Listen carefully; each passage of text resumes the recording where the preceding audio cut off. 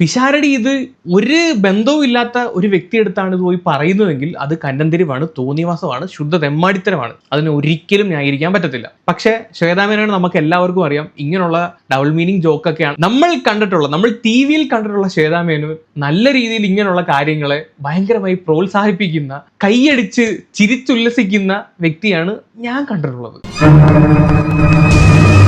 ഒന്ന് രണ്ട് സിനാരിയോസ് ഞാൻ കാണിച്ചു തരാം. പിഷാരടി ഇലക്ഷന് ജയിച്ച സമയത്ത് ശ്വേതാമേനോൻ ഇട്ട പോസ്റ്റാണത്. കൺഗ്രാറ്റുലേഷൻ പിഷു എന്നും പറഞ്ഞിട്ട് ഉമ്മ കൊടുക്കുന്ന പോസ്റ്റ്. വൃത്തികെട്ട ഏർപ്പാട്.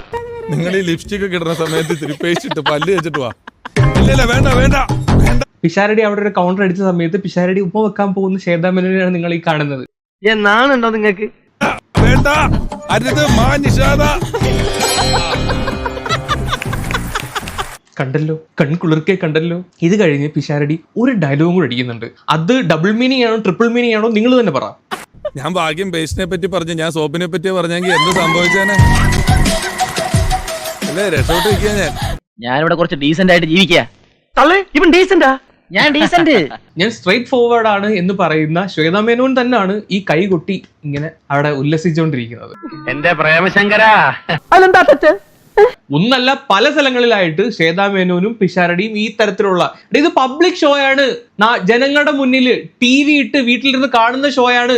ആ ഷോയിലാണ് വന്നിരുന്നിട്ട് ഇവർ ഈ രീതിയിൽ പെരുമാറുന്നത്. അപ്പൊ പിന്നെ ഒരു ഫോണിനകത്ത് ഇങ്ങനെ ഒരു ഡയലോഗ് അടിച്ചതിനകത്ത് എന്ത് തെറ്റാണ് കാണാൻ പറ്റുന്നത്? ലൈഫ് എന്ന് പറഞ്ഞാൽ പ്ലേ ആൻഡ് എൻജോയ്. അതിപ്പോ നീ ഉണ്ടാക്കിയ സൂത്രമല്ലേ? സൂത്രം. ഒരു രാഷ്ട്രീയ പ്രവർത്തകന്റെ ജീവിതം മനസ്സിലാക്കാൻ കൂടി നിങ്ങൾക്ക് കഴിയണം.